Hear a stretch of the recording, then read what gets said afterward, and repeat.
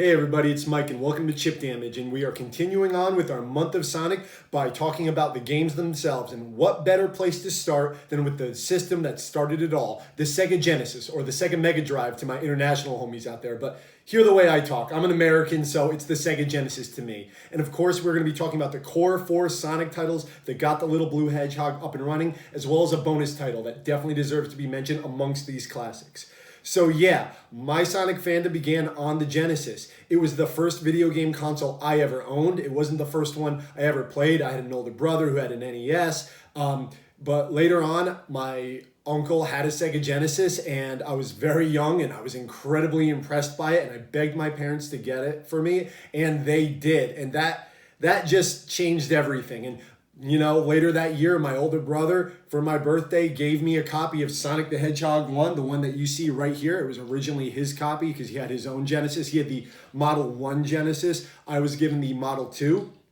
And it just never stopped from there. I often wonder what he thinks when he thinks back to when he gave me this. Like, oh man, did I ruin Mike forever? But no, I love this game, and that's the one we're going to start with today. The original Sonic the Hedgehog. And just to get this off the bat, this game has been re-released on every platform imaginable. You can get this on like an iPod if you want. I think there are toasters and watches that can play Sonic 1, and it deserves that recognition. I mean, going up against Mario in those days, and I was never much into the console wars. I loved the Super Nintendo and the NES as well growing up. But looking back in retrospect, stepping up to such an icon as Mario and legendary developers such as those in Nintendo, that was a tall order. And I honestly think that the guys over at Sonic Team stepped up to him. They were the rebels. They really captured like that kind of, antagonistic, kind of opposite of Mario and really made an amazing game. And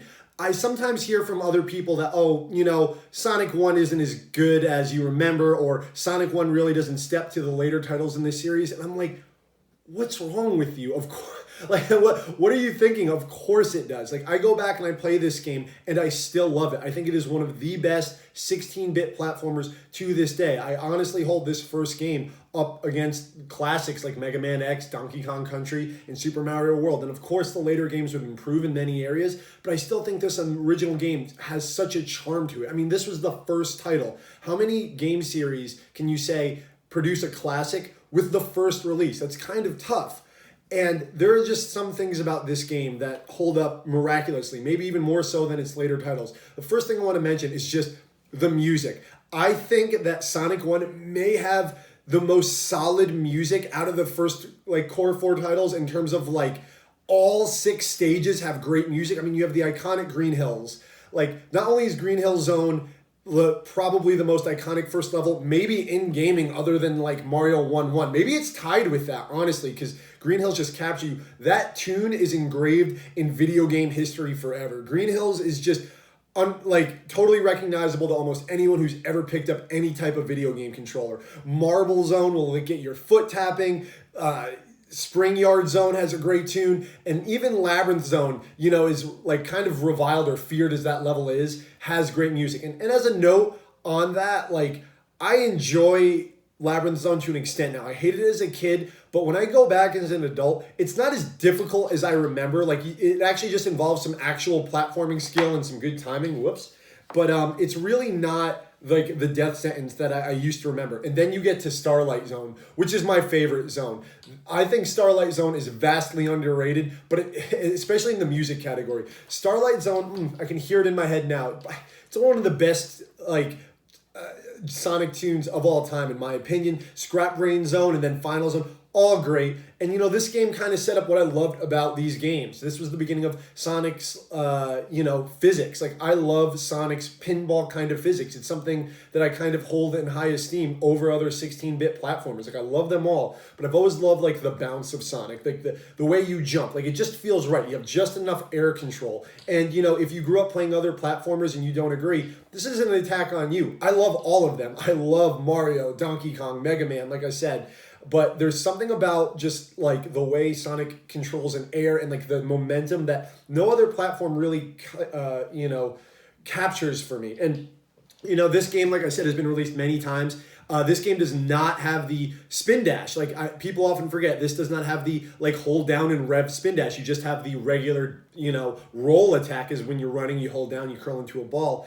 And many later re-releases add that spin dash. Strangely, I don't always turn it on. It's just it's a great option. It makes the game a little easier, but you don't really need it because Sonic 1 is more of a pure platformer. Speed is kind of the reward for you for doing well, but there's a lot of times you have to stop and think about your next move. So you don't really need the spin dash that much. And man, Sonic 1, this is where it started it all. I say this is up there as a forever classic. Like it's Mario, Sonic, Link, and a few others. Like I think Sonic is on that level, and that all began with this game, and I think it holds up, and I think that's why it's been released on everything, including toaster ovens. And moving on to one of the most beloved sequels, the most beloved part 2s of all time, and that is Sonic 2. Most people say that this is their favorite Sonic game, or at least their favorite 16-bit Sonic game, and I can't blame them. It's not my favorite 16-bit one. We'll get to that at the end, but man, this game just added so much. This game was developed by more of the Sega of America branch, led by Yuji Naka. The development of Sonic 1 kind of split to make another title, which we'll talk about in a bit, and then this title. And man, there's rumors that there was competition between the two. And I gotta say, competition can lead to some great things because this game is excellent. Of course, you have the inclusion of Tails, like next to Luigi, or maybe tied with Luigi and Diddy Kong, like the most famous video game sidekick of all time.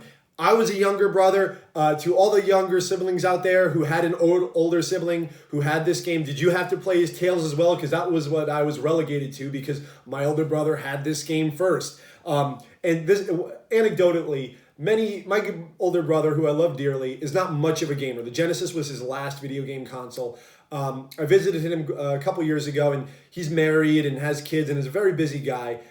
I looked under his TV. He still had his old Model 1 Genesis with Sonic 2 and Major League Baseball.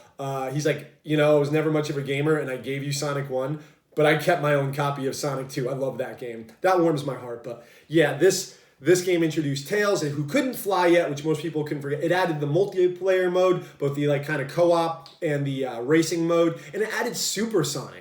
I have to say, that was an amazing bonus. In Sonic 1, there were 6 Chaos Emeralds. You don't get much for getting all of them, though I love the special levels in Sonic 1. I love the music, that kind of trippy,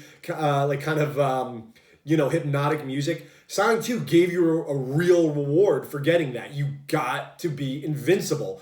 And that's a lot to add. I mean, Sonic 1 was huge. It had 11 zones, Super Sonic, Tails, competitive mode. It just added so much. However, I gotta say, like I said, most people think this is their favorite Sonic of the original 4. It might be my least favorite. I still think this is a 10 out of a 10 game, but if I had to rake them amongst the greats, because let's see if I can remember. I think there's a certain point for me when this game just kind of drops sharply. Emerald Hills is great, and then of course Chemical Plant is amazing with great music. Aquatic Mine or Aquatic Ruin, it's okay. It's not my favorite. And then Casino Night, which is my favorite Sonic 2 level. Like I said, I love the pinball physics of Sonic, but the music, down. Sorry, I can't carry a tune, but that music is just hypnotic to me. I got stuck playing that casino, the slots for so long just because I wanted to. Loved it. Fantastic. And then you get Hilltop Zone, which is one of the most underrated Sonic zones. I love Hilltop Zone. No one talks about Hilltop Zone, but hear that banjo, love it. And then Mystic Cave is great, and then Oil Ocean. I mentioned in another video that I just hate Oil Ocean. I think that's where that game kind of loses me a little bit. And then, you get the Flying Fortress Zone, which, and then, Metropolis Zone is way too long, and those damn mantises that throw the blades, I hate that. I love the end where you play the robot Sonic, often called Silver Sonic, and then, the egg robot, that's great. But there's just a couple of zones in there, like I said, Wing Fortress and Sky Sky Chase is okay, it goes on a little too long.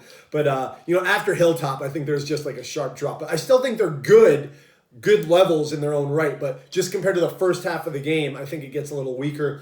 But I love Sonic 2, and I can't say enough good things about this. The perfect sequel. it's like twice as big of Sonic 2 with like 3 times as many features. But we must move on to the legendary game that is soon to return after a long absence. That is Sonic the Hedgehog 3. I love this game. So this game, it only had, I believe, 6 zones, less zones than Sonic 2, but they were bigger. Like multi-branching paths, and this game added a lot of features. It gave Sonic moves, yes. It gave Sonic his little flash shield, which adds a little bit of reach and can deflect a projectile here or there. But it added the elemental shields, the fire shield that gives you a fireball dash, the double jump of the magnetic shield. Double jumps are one of my favorite things in video games, and the double jump in Sonic 3 just feels great with that. And it also magnetized rings to you. And it added the bubble shield, the water shield that lets you breathe water, one of Sonic's biggest weaknesses. It lets you breathe water and do a bounce attack that lets you jump higher. I just loved all those shields. And this game was the introduction of one of my favorite special stages in Sonic history, and that is Blue Sphere. Yes, like I said, I love the original bonus stages, special stages in Sonic 1. I actually do not like the bonus stages in Sonic 2, like at all. Like the half pipe, that I think that this is a kind of a hot take. I hate the half pipe. It's really hard to get Sonic 2 in this game. When I was a kid, I maybe did it like 3 times because there's some of those half pipes that are just like so frustrating. It's almost not worth it for me to get Super Sonic. But I think for whatever reason, I love Blue Sphere in Sonic 3. I was always decent at it. Maybe I just took to it. It was really satisfying. I could get it pretty quick. It was fun finding those giant rings. So that was a big reason why I prefer Sonic 3 over Sonic 2. And then, like, you just have the soundtrack, right? Angel Island Zone, nice and smooth. Hydro City. Some people say Hydrocity. That's fine. Sometimes I say that too. But as a kid, I said Hydro City. Great level. The only, like, maybe the best Sonic water level is Hydro City. And then, okay, Marble Garden, I hate that level. Like, I hate everything about that level. The spinning tops and whatever. That's, like, the one, like, for me, weak spot of the zone. And then Carnival Night. Carnival Night is great. Sometimes the music can get to me. And it's odd. Everyone knows that bouncing barrel problem in Sonic 3. And I want to know if you got stuck on that. I never got stuck on it as a kid. But then there was like a 10-year gap or a couple-year gap where I didn't play Sonic until it was re-released in the Sonic Mega Collection Plus. And I'm like, I got stuck on it. I'm like, I remember getting past this without issue as a child. But as a teenager, I could not remember how to do it. And I felt like such a dummy to the point where I had to look it up. I'm like, how could I do this as like a 7-year-old? But then as like a 17-year-old, I couldn't. I don't know. Maybe it's just like the whimsical childhood. But anyway, get past Carnival Night Zone, and then you get to Ice Cap Zone, which is the best level in the game. And everyone loves Ice Cap Zone. Has the best song in the game. I think that's right up there with Starlight Zone as one of the best themes in Sonic history, in 16-bit history. Love it. And then you get Launch Base, which is a little anticlimactic as a last level, but it's still a fun level. And then we would learn later why it was anticlimactic. But yeah, love this game. The bonus stage, that gumball machine, that like down. Sorry, I keep humming. I know I have a terrible voice and I can't carry a tune, but I love that little bonus stage.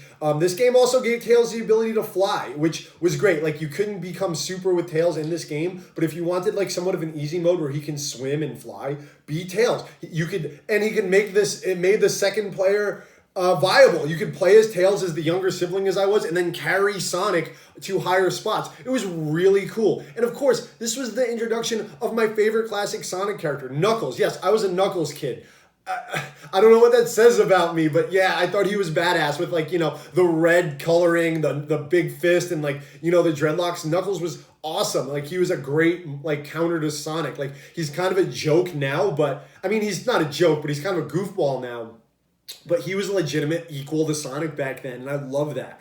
That leads me to the next title, my favorite of the core 4 Sonic games. Yes, Sonic and Knuckles as when you count each of the games as a standalone, was my favorite. I was so excited to play as Knuckles in this game. And man, what a cover. Look at that cover, by the way. Like, that's style. Look at this minimalist cover. Like, you would never get a cover like this on games today. Like, Sonic was so popular in 1994 when it came out. They didn't even need to really show him. It's like an outline of him and Knuckles, and you knew. Anecdotally, I could not find this game, or my parents could not find this game for me as a kid. I begged for it for Christmas and my birthday for like what felt like years. It was probably only 1 year, but I just had to continuously rent this game because it was just sold out everywhere. I felt like an eternity, but it always felt special when I got this game and rented it.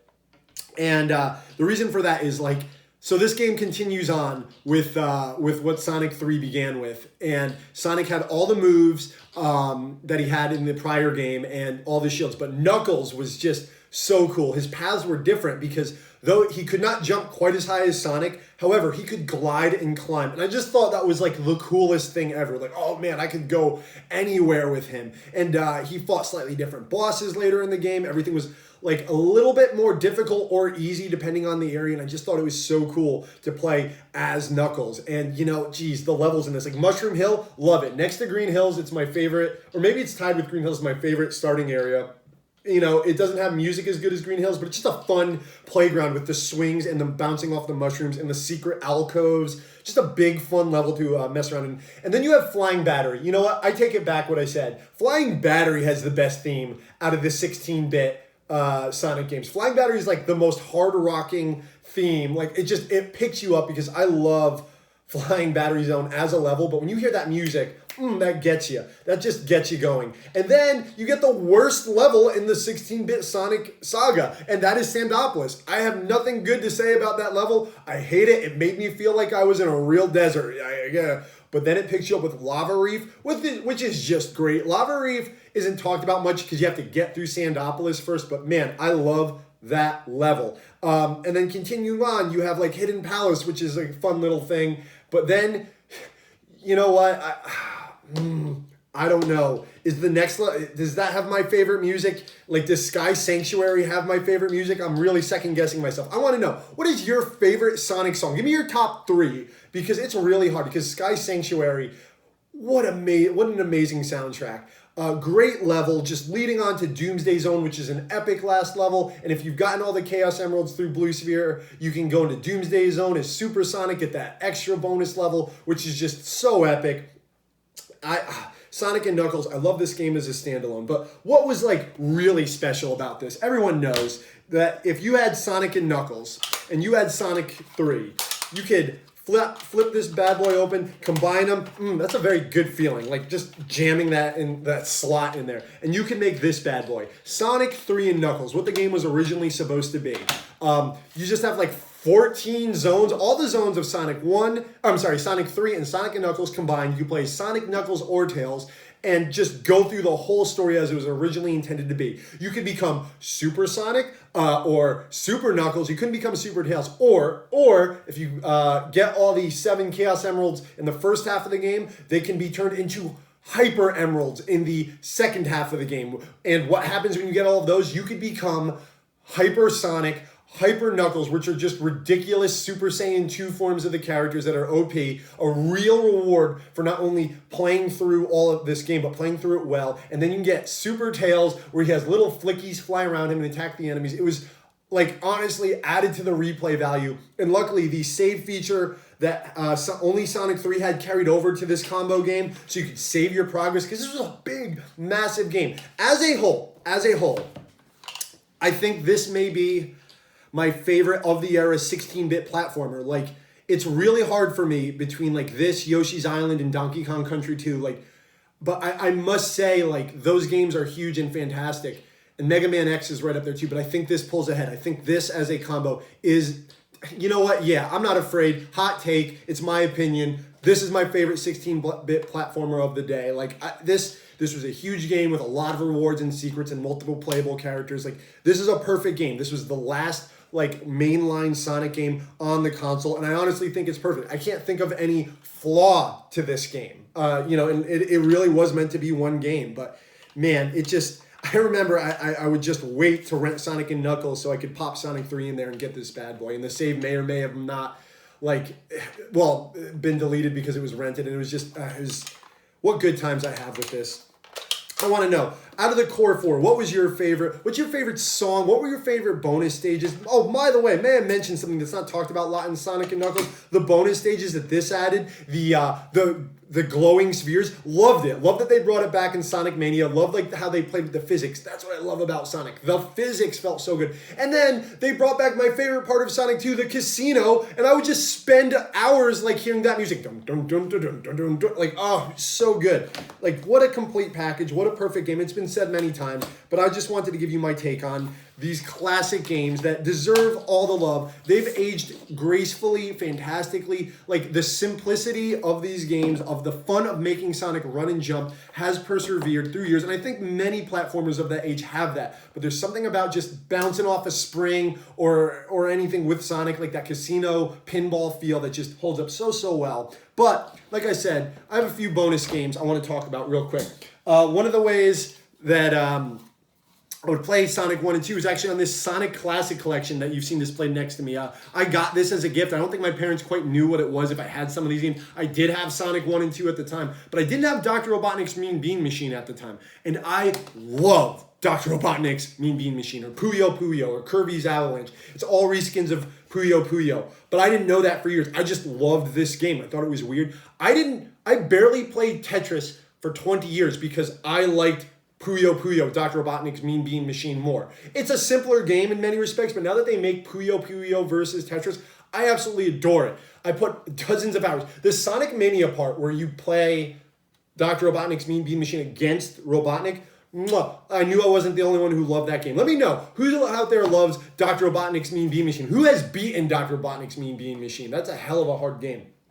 But the real bonus title I wanted to talk about, the one that really, until recently, I didn't think deserved to be kind of counted amongst these classic Sonic games, is of course the legendary Sonic CD. Yes, if you don't know, Sonic CD was the Sonic game for the Mega CD if you lived internationally, or the Sega CD if you lived here in the US. But yeah, this game was kind of a hidden gem because not many people had that. That was an expensive piece of hardware. And this game was kind of going to prove whether or not it was worth it. Like I mentioned earlier, the development team of Sonic 1 split in half. Some made Sonic 2, and then a year after Sonic 2, the Japanese half, led by Naoto Oshima, came out with Sonic CD. It only came out a few months before Sonic 3, so it was overshadowed not only because it was on the very rare Sega CD, but it was overshadowed by the imminent release of Sonic 3. But, you know, as a kid, I didn't have a Sega CD. That was a rich kid thing. That was an older kid thing. I didn't play this game for a few years till after launch, and the version I played was actually right here. I still have it.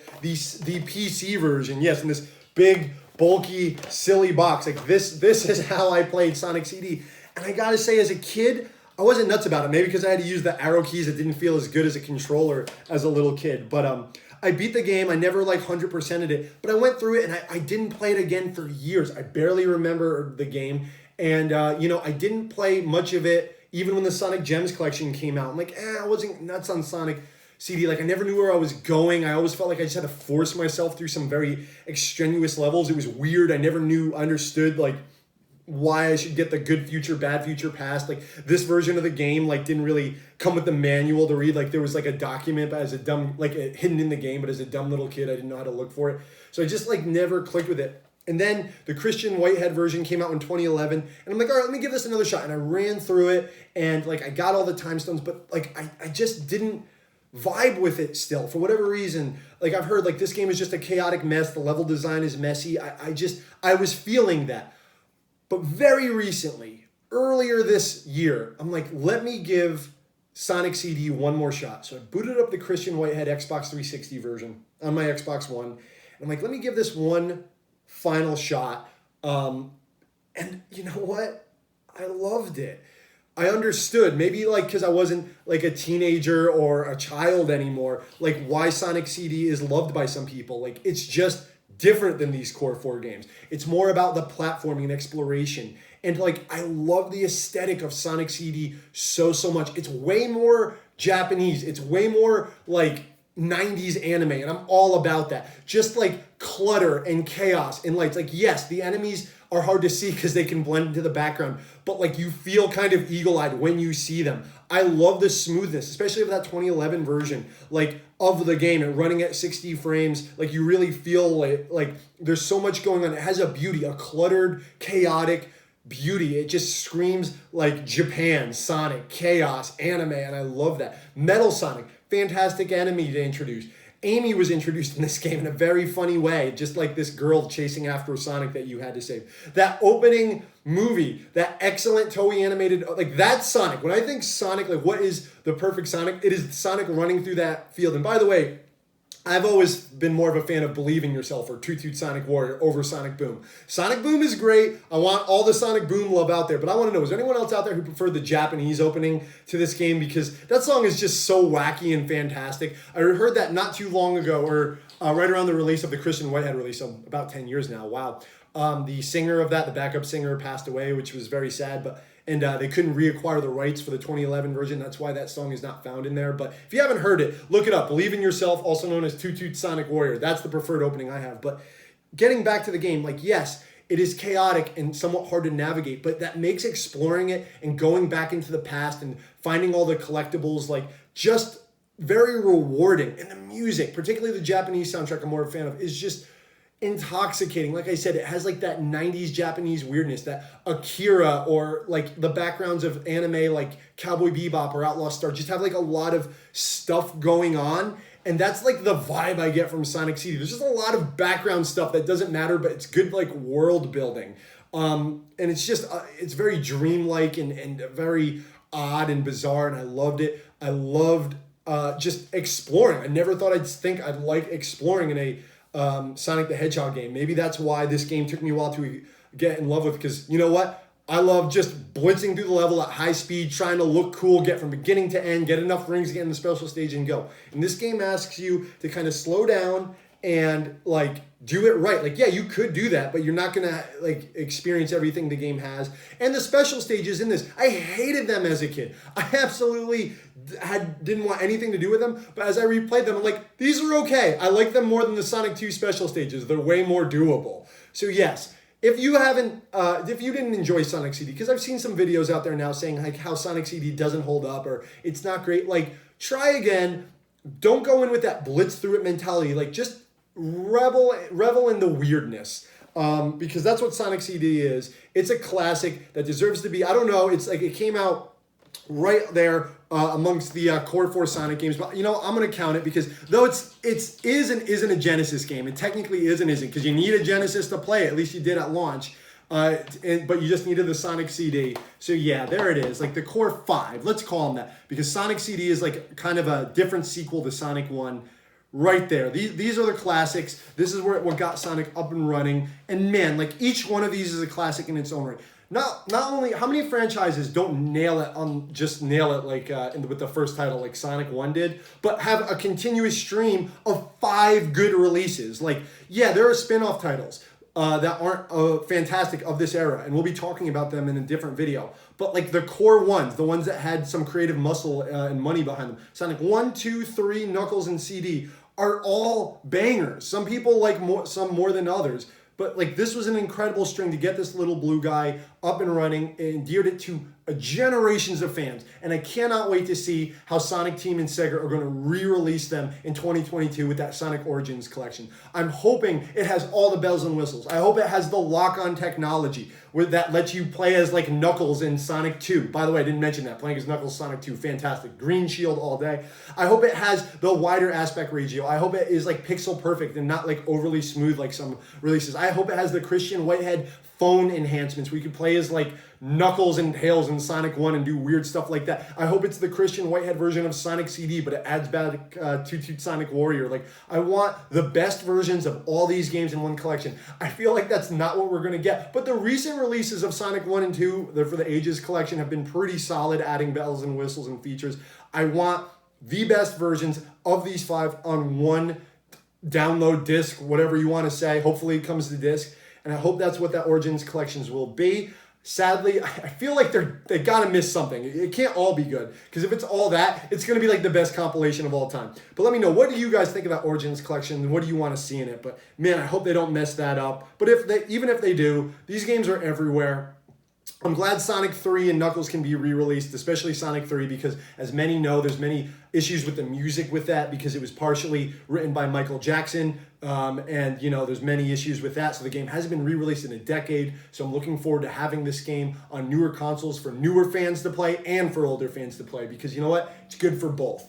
I'm hoping they don't have to change the soundtrack, but if they do, I've heard there's an amazing alternate PC soundtrack that I've never actually went and listened to. I got to do that. That holds up regardless, as long as I get to play it and they don't mess too much with Ice Cap Zone. If they do that, I'm going to be a little skeeved, but yes. the core Sonic games. I have nothing else to say other than I love these games. I think they're the best 16-bit platformers ever made, right up there with the other legends. Please let me know what you think of them. And before we go, one last thing. I'm going to be doing this with many of my Sonic games. I was a pack rat as a kid, so I always kept these. Whenever like a piece of marketing would come in the mail or with a game or in a game magazine, I'd always keep it. And this was one that I had as a kid that I held to this day, and I used to circle them and give them to my parents and ask for them for Christmas. And man, what a lineup this was. So you had like Mega Bomberman, Eternal Champions, I hated that game. Echo the Dolphin, not a fan of that one. But X-Men 2 Clone Wars, one of the best Genesis games. You know, you had Vector Man, one of the best Genesis games. Sonic 3,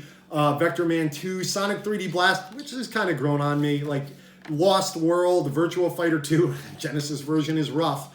But the Sonic Classics collection, I just love looking back at old marketing like this and looking at these lineups. Some have become classics, some have been lost to time, but that's how it goes in the gaming world. And man, I love Sonic, and we're going to continue to go on with the month of Sonic, and I want to thank you for watching this, and if you've watched to the end, thanks for hearing me rant and ramble about these classic games that started this whole franchise. Like I said, in the next video that I'll be doing about the games of Sonic, we're going to be talking about the spin-offs on the Genesis, the early days of Sonic, the spin-off titles that some love and some hate. We'll find out how I feel about them in the next one. I hope you'll join me. If you've liked what you've seen, please consider liking and subscribing, checking out my other videos on Sonic. I hope you continue to enjoy the month of Sonic. But I'm getting tired of talking about my love of Sonic. I'm about to pass out because this just overloads me and I get too into it. So yet again, thank you for joining. My name is Mike. This has been Chip Damage. This is my boy Sonic. And take care of yourselves. Have a great night.